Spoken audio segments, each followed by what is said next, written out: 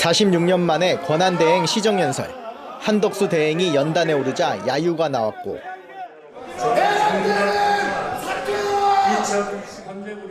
일부 의원들은 바로 퇴장했습니다. 한 대행은 민생 회복을 위한 추경이 시급하다며 국회에 조속한 의결을 당부했습니다. 소상공인과 취약계층의 삶의 무게를 덜어드릴 실질적인 지원이 바로 당장 필요합니다. 국민의힘은 박수로 호응했고 민주당은 침묵으로 일관했는데 또 야유가 나왔습니다. 매우 절실한 그런 상황이라는 말. 연설 직후 우원식 국회의장이 한 대행에게 기다리라고 하자 한 말씀 드리지 않을 수 없습니다. 국민의힘은 강하게 반발했고 민주당도 반발하면서 장내는 고성으로 뒤덮였습니다. 해야 할 일과 헌법재판관 지명 등 하지 말아야 할 일을 잘 구별하시기 바랍니다. 한 대행은 발언을 다 듣고 본회의장을 나갔습니다. 민주당은 한 대행 시정연설을 12조 원짜리 대권 노름이라면서 추경안 증액을 요구했습니다. 국민의힘은 민생 회복의 골든타임을 놓칠 수 없다며 이달 내 추경 처리를 강조했습니다. 1979년 최규하 권한대행 이후 첫 대행의 시정연설. 의장과 사전 환담은 없었고 총리 이전에 따르겠다며 한 대행은 의원 입장 전에 본회의장에 앉아 있었습니다. KBS 뉴스 김청균입니다. 오늘도 대선 출마 여부엔 말을 아꼈습니다. 대통령 출마 계획 있으십니까? 시정연설 뒤 바로 향한 곳은 인천시의 한 임대주택 사업 현장. 하루 임대료 1,000원을 받는 임대주택인데 한 대행은 저출생 대책으로 청년 주거 안정을 강조했습니다. 7.36대 1이다라는 것은 정말 이거는 굉장한 인기 있고 우리 국가를 위해서 필요한 정책이다 이렇게 생각을 합니다. 총리실 관계자는 몇 달 전부터 계획한 일정이라며 원래 주택 공급 문제에 관심이 많았다고 했지만 연이은 공개 일정에 대선 출마용 아니냐는 해석이 정치권에서 나오고 있습니다. 최근 열흘간 일정만 봐도 실제로 대권주자 행보에 가깝습니다. 지난 15일 광주 기아차 공장을 방문했고 다음 날 울산 현대중공업 조선소를 찾았습니다. 또 현장 경찰관 오찬과 대형교회 예배, 외신 인터뷰, 군부대 방문 일정 등이 이어졌습니다. 한 대행 출마에 부정적이던 국민의힘 홍준표, 한동훈 경선 후보가 한 대행과 단일화 쪽으로 입장을 선회한 것도 눈여겨볼 대목입니다. 한 대행이 출마 쪽으로 입장을 정하면서 상수로 받아들이는 것 아니냐는 분석이 가능합니다. 만약 한 대행이 출마 여부를 밝힌다면 오는 29일 국무회의가 될 거라는 전망이 유력합니다. 대선 출마를 위한 공직자 사퇴 시한이 다음 달 4일인데 그전 마지막 국무회의 일정이기 때문입니다. KBS 뉴스 이현준입니다. 우원식 의장이 권한대행으로 해야 할 일과 하지 말아야 할 일을 구별하라 이렇게 말을 하면서 이거는 어느 정파의 입장에서 얘기하는 게 아니라고 했습니다. 좀 부연해 주실까요? 아마 의장으로서는 정당을 떠나서 네. 사실 약간 이 한덕수 권한대행의 행태가 좀 도를 넘는다 이렇게 보는 것 같습니다. 첫 번째는 예. 지난번 그 사실 첫 번째 탄핵될 때 헌법재판관 국회 그 몫을 임명하지 않아서 문제가 됐지 않습니까? 네. 결국 헌법재판소까지 가서 그것은 국회 권한 침해라고 만장일치로 결론한 이후에 우여곡절 끝에 최종적으로 그 마흔역 재판관까지 임명이 됐고요. 또 그 과정에 사실은 지금 중단됐지만 헌재 판단으로 지금 그 인용이 되면서 그 가처분 신청 인용돼서 중단된 상태인데 엉뚱하게 또 대통령이 임명하는 인사권은 또 임명하겠다고 나서면서 네. 논란을 자초했다.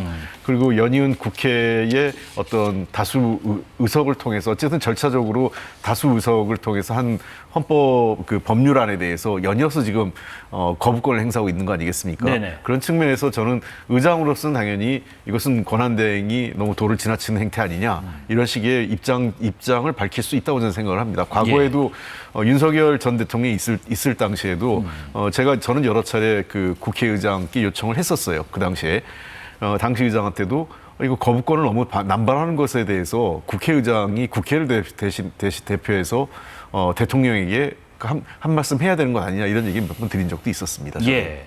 김 의원님, 그 총리실 안팎에서 또 국민의 안팎에서는 여기에 대해서 또 반발하는 분위기도 있는 것 같습니다. 당연하죠. 지금 예. 이제 원식 국회의장께서 이제 입법부 수장으로서 오늘 한덕수 이제 권한대행에 대해서 이제 쉽게 말하면 군기 잡는 딱 그 생각을 작정하고 오늘 왔어요. 네네. 그래서 이제 한덕수 대행의 이제 추가 경정 예산안에 대한 시정 연설이 마쳐지고 나면은 보통 총리가 이제 또 의장에게 인사하고 또 자리를 복귀하고 뭐 그걸 끝나요 그냥. 근데 시정 연설을 마치고 나자마자 이제 자리에 앉혀놓고는 예. 작정하고 이제 지금 이야기를 해야 될 일과 하지 말아야 될 일, 이걸 구체적으로 이제 열거하면서 네. 한덕수 이제 대행에 대한 군기 잡기를 한 것은 저는 한마디로 이제 한덕수 대행이 지금 요 근래 계속해서 대통령 권한 대행으로서의 역할에 끝나는 것이 아니라 또 이제 이번 국회가 마쳐지고 나면은 아마 또 이달 말 정도에는 네네. 이제 권한 대행직을 이제 내려놓고 이제 조기 대선 전국에 이제 뛰어들 그런 이제 민주당 판단을 하고 있어요. 예. 뭐 그런 측면에서 꼽지 않은 거죠. 꼽지 않은 측면에서 특히 한덕수 대행의 요 근래의 행보가 이거는 조기 대선의 대권 행보로 이렇게 민주당은 이미 작정하고 있습니다. 네네. 뭐 그런 측면에서 지금 이제 한덕수 대행이 앞으로 당신의 지금 권한 대행이지만은 이제 헌재에서 당신이 임명한 재판관들도 예. 이거는 위헌적인 판단이라 그랬고 또 그런 측면에서 이제 국회 출석 답변을 갖다 대통령 직무 대행으로서 하지 못하겠다 했는데 그거 인정하지 못한다. 네네. 앞으로 국회 본회의 출석 답변해라. 그리고 민주당 중심으로 또 특검 의결한 거 특검 추천 의뢰해라. 예. 뭐 이런 정도의 상당한 정치적 압박을 한 겁니다. 홍 의원님, 지금 권한대행 신분의 시정 연설이 46년 만이라고 하더라고요. 이게 네. 현 상황에서 필요했다. 혹은 대선 출마의 전초전이다. 어떤 평가를 내리시겠어요? 뭐 그 못할 건 아니다 이렇게 예. 봅니다. 왜냐하면 이제 추경 그 예산안에 대해서는 그 늘 시정 연설을 총리가 합니다. 네. 왜냐하면 그 전에도 정식 본 예산 있지 않습니까? 9월 1일에 그 통상 9월 초에 하는 본 예산 시정 연설 경우에는 현직 대통령이 직접 와서 하고요. 네네. 그다음에 이제 추가 경정 예산 같은 경우는 대통령이 직접 오지 않고 국무총리가 하는 거기 때문에 국무총리로서는 당연히 하는 게 맞다 이렇게 생각을 합니다. 도리어. 네. 근데 지금 사실 이제 저 시정 연설을 했느냐 안 했느냐 문제라기보다는 한덕수 권한대행의 태도가 되게 애매모호해요. 오늘도 기자들 질문에 답변을 하지 않았습니다. 네. 그리고 최근에 한 그 영국 외신과의 그 인터뷰 과정에서는 결정하지 않았다. 노코멘트다. 네. 이렇게 얘기했기 때문에 사실 정치인들이 노코멘트 또는 뭐 아직 결정하지 않았다는 것은 나갈 수 있는 가능성을 열어놓거나 또는 상당히 뭔가를 하겠다는 의지를 내포했을 때 당장 그 답변하는 것이 좀 적절치 않으니까 네. 답을 회피하는 수단으로 많이 쓰는 거거든요. NCND 정도요? 그렇죠. 네. 그렇다면은 마음의 한 구석에는 나갈 수 있는 생각이 제가 그냥 50% 이상인 것 같아요.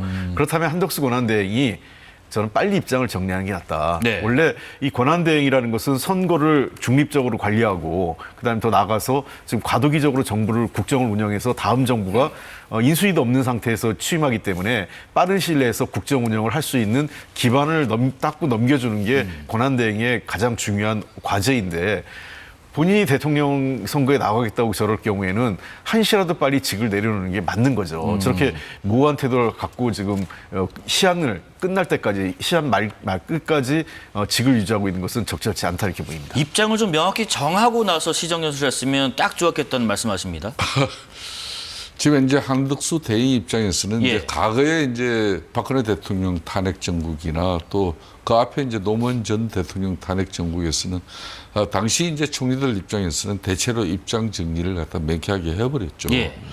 노무현 대통령 탄핵 심판이 이루어지는 과정 속에서 당시 이제 총리 고건 전 총리 같은 경우도 상당히 고건 총리 같은 경우는 만일 노무현 대통령이 파면 인용이 돼 버리면은 그러면은 이제 상당히 출마를 촉구하는 그런 지지세가 상당히 있었어요. 그럼에도 불구하고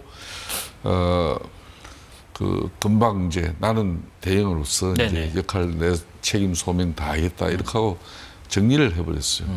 또 박근혜 대통령 탄핵 정국에도 한교안 전 총리 같은 경우도 사실상 정치적으로는 상당히 뜻이 있는 분이었지만 그때 야당의 또 정치적 공세에 5일 만에 대통령 파면 5일 만에 나는 불출마한다는 그 뜻을 명확하게 하고 대선 관리하면서 또 대통령 권한 대행으로서의 역할을 했기 때문에 민주당이 그 부분에 대해서는 시비를 걸지 않았어요. 그렇지만 한덕수 대행 입장에서는 지금 현재 윤석열 대통령과 함께 총리로서 뭐 국회 와서 늘 이 여의도 정치권과 총리로서 대정부 질의에 답변도 하고 또 책임도 지는 그런 지위에서 과도한 입법 권력의 이런 독단과 전행 또 폐단에 대해서 너무나 자신이 빼지르게 느낀 부분이 많은 것 같아요. 그렇기 때문에 대려 전직 총리들처럼 그런 뭐 제한적인 생각이었으면 자기도 걱정이 없었을 건데 그런 측면에서 그 무거운 책임감 때문에 이제 대통령 출마에 대한 그런 여러 가지 이제 또 정치적 소신을 나름은 가지고 있는 것 같아요.